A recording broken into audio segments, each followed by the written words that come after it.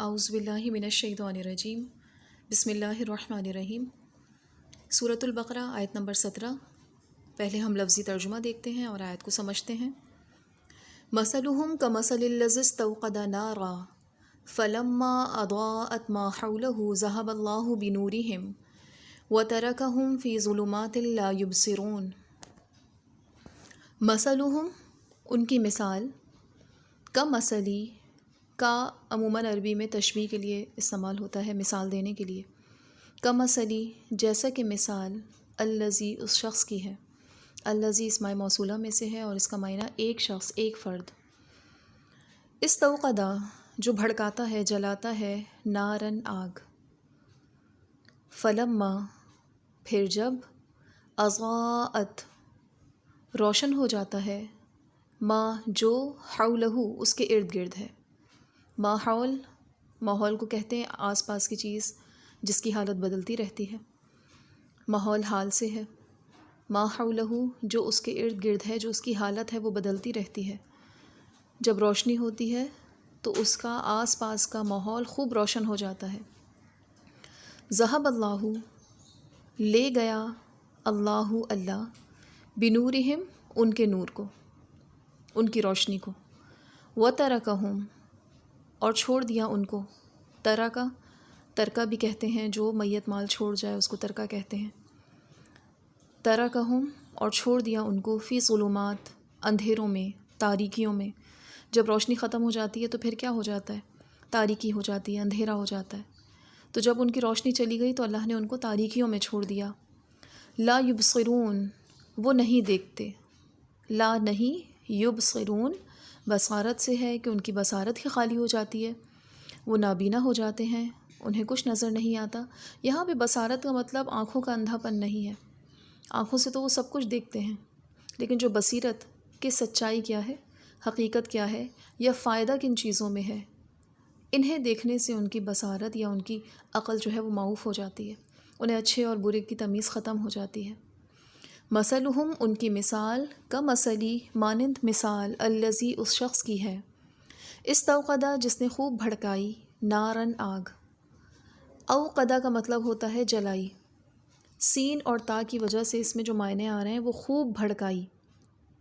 فلما پھر جب، اضاءت روشن ہو گیا، ما حولہ اس کا آس پاس، اس کا ارد گرد، ذہب اللہ لے گیا اللہ، بنورہم ان کے نور کو، وترکہم اور چھوڑ دیا ان کو، فی ظلمات کئی اندھیروں میں، بہت تاریکیوں میں، لا یبصرون وہ نہیں دیکھتے۔ مثال کو عربی میں مثیل بھی کہتے ہیں، اس کی جمع امثال بھی آتی ہے، جیسے قرآن میں ہے وَتِلْكَ الْأَمْثَالُ نَضْرِبُهَا لِلنَّاسِ وَمَا يَعْقِلُهَا إِلَّا الْعَالِمُونَ، سورہ عنکبوت آیت نمبر 43۔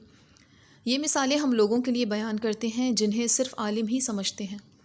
اس آیت کا مطلب کیا ہے کہ جو منافق گمراہی کو ہدایت کے بدلے اور اندھے پن کو بینائی کے بدلے مول لیتے ہیں، ان کی مثال اس شخص جیسی ہے جس نے اندھیرے میں آگ جلائی، اس کے دائیں بائیں کی چیزیں اسے نظر آنے لگیں، اس کی پریشانی دور ہو گئی اور فائدے کی امید بندھی کہ اچانک آگ بجھ گئی اور سخت اندھیرا چھا گیا، نہ نگاہ کام کر سکے اور نہ راستہ معلوم ہو سکے، باوجود اس کے کہ وہ شخص خود بہرا ہے۔ آگے آیت میں اللہ تعالیٰ نے فرمایا کہ نہ تو وہ کسی کی بات کو سن سکتا ہے، گونگا ہے، کسی سے دریافت نہیں کر سکتا، اندھا ہو جو روشنی سے کام نہ چلا سکتا ہو، اب بھلا یہ کیسے راہ پا سکے گا؟ ٹھیک اسی طرح یہ منافق بھی ہیں کہ ہدایت کو چھوڑ کر راستہ کھو بیٹھے ہیں اور بھلائی کو چھوڑ کر برائی کو چاہنے لگے ہیں۔ اس مثال سے یہ پتہ چلتا ہے کہ ان لوگوں نے ایمان قبول کر کے کفر کیا۔ امام رازی رحمہ اللہ کہتے ہیں یہ تشبیہ بہت درست ہے، اس لیے کہ اولاً تو ان منافقین کو نور ایمان حاصل ہوا، پھر ان کے نفاق کی وجہ سے ایمان ان سے چھن گیا اور یہ حیرت میں پڑ گئے، اور دین گم ہو جانے کی حیرت سے بڑی حیرت اور کیا ہوگی۔ امام ابن جریر رحمہ اللہ فرماتے ہیں جن لوگوں کی یہ مثال بیان کی، انہیں کسی بھی وقت ایمان نصیب نہیں ہوا تھا، کیونکہ پہلے اللہ کا ارشاد گزر چکا ہے وَمَا هُمْ بِمُؤْمِنِينَ، آیت نمبر 8 میں اللہ تعالیٰ نے فرمایا تھا کہ یہ اللہ ایمان لانے والے ہیں ہی نہیں۔ تو یہ زبان سے اللہ پر اور قیامت پر ایمان لانے کا اقرار کرتے ہیں مگر حقیقتاً یہ ایماندار نہیں ہیں۔ سورہ منافقون آیت نمبر 3 میں اللہ تعالیٰ کا ارشاد ہے ذالک بأنہم آمنوا ثم کفروا فطبع علی قلوبہم فہم لا یفقہون۔ یہ اس لیے ہے کہ انہوں نے ایمان کے بعد کفر کیا، پھر ان کے دلوں پر مہر لگ گئی، اب وہ کچھ نہیں سمجھتے۔ یہی وجہ ہے کہ اس مثال میں روشنی اور اندھیرے کا ذکر ہے، یعنی کلمہ ایمان کے ظاہر کرنے کی وجہ سے دنیا میں کچھ نور ہو گیا، کفر کے چھپانے کی وجہ سے پھر آخرت کے اندھیروں نے گھیر لیا۔ یہاں پر ایک جماعت کی مثال ایک شخص سے دی ہے۔ قرآن میں ارشاد ہے رأیتہم ینظرون الیک تدور اعینہم کالذی یغشی علیہ من الموت، سورہ سجدہ آیت نمبر 19۔ یعنی آپ دیکھیں گے کہ وہ آپ کی طرف آنکھیں پھیر پھیر کر اس طرح دیکھتے ہیں جس طرح وہ شخص جو سکرات موت میں ہو۔ اسی طرح ایک جماعت کی مثال شخص واحد سے دی۔ سورہ لقمان آیت نمبر 28 میں اللہ تعالیٰ کا ارشاد ہے ما خلقکم ولا بعثکم الا کنفس واحدہ، تم سب کا پیدا کرنا اور مار ڈالنے کے بعد پھر زندہ کر دینا ایسا ہی ہے جیسے ایک جان کو دوبارہ زندہ کرنا۔ ایک جگہ اللہ تعالیٰ نے تورات سیکھ کر عملی عقیدہ اس کے مطابق نہ رکھنے والوں کی مثال میں فرمایا کمثل الحمار یحمل اسفارا، سورہ جمعہ آیت نمبر 5۔ گدھے کی مانند ہیں جو کتابیں لادے ہوئے ہیں۔ سب آیتوں میں جماعت کی مثال ایک ہی دی گئی ہے۔ اسی طرح مذکورہ بالا آیت میں بھی منافقوں کی جماعت کی مثال ایک شخص سے دی گئی ہے۔ تفسیر ابن کثیر بعض کہتے ہیں تقدیر کلام یوں ہے مثل قصتہم کقصۃ الذین استوقد نارا، یعنی ان کے واقعے کی مثال ان لوگوں کے واقعے کی طرح ہے جو آگ روشن کریں۔ پوری جماعت کی مثال اللہ نے ایک شخص سے دی۔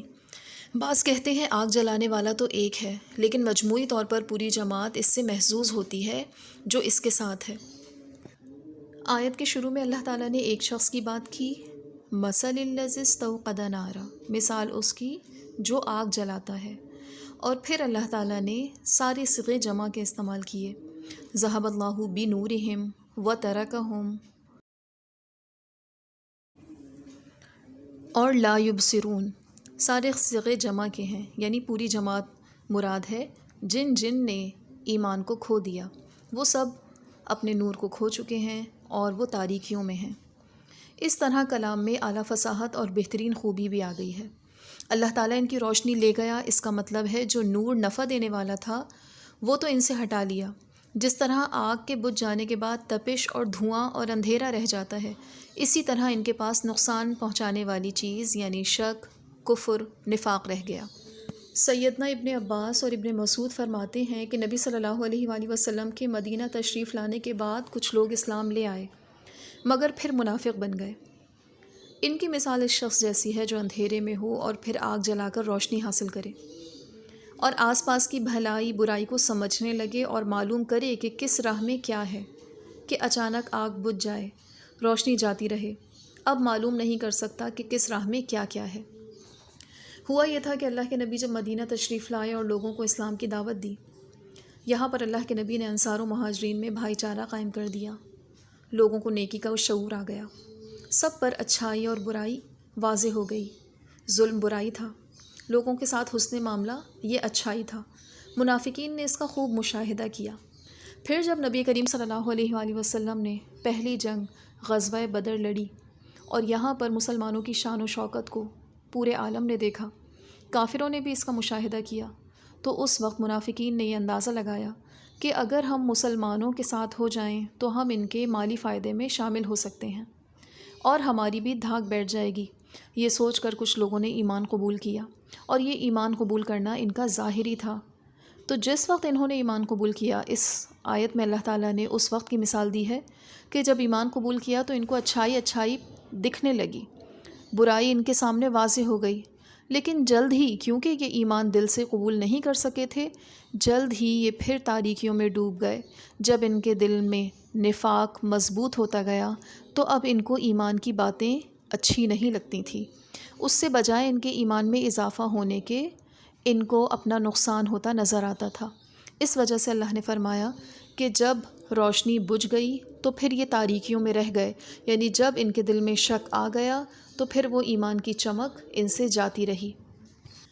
ابن عباس فرماتے ہیں یہ منافق اسلام کی وجہ سے عزت پا لیتے ہیں، یعنی مسلمانوں میں نکاح، ورثہ اور تقسیم مال غنیمت میں شامل ہوتے ہیں، لیکن مرتے ہی یہ عزت ان سے چھن جاتی ہے۔ جس طرح آگ کی روشنی آگ بجھتے ہی جاتی رہتی ہے، بالکل اسی طرح ان کی عزت اور ان کا وقار تاریکی میں ڈوب جاتا ہے، سارے فائدے ان سے چھن جاتے ہیں۔ اسی طرح اندھیروں میں چھوڑ دینے سے مراد مرنے کے بعد عذاب پانا ہے۔ یہ لوگ حق کو دیکھ کر زبان سے اس کا اقرار کرتے ہیں اور ظلمات کفر سے نکل جاتے ہیں، لیکن پھر اپنے کفر و نفاق کی وجہ سے ہدایت اور حق پر قائم رہنا ان سے چھن جاتا ہے۔ ابن عباس سے مروی ہے، بہت سے اندھیروں سے مراد قبر، یوم محشر اور عذاب جہنم میں ان کو چھوڑ دیا جائے گا۔ وآخر دعوانا ان الحمد للہ رب العالمین۔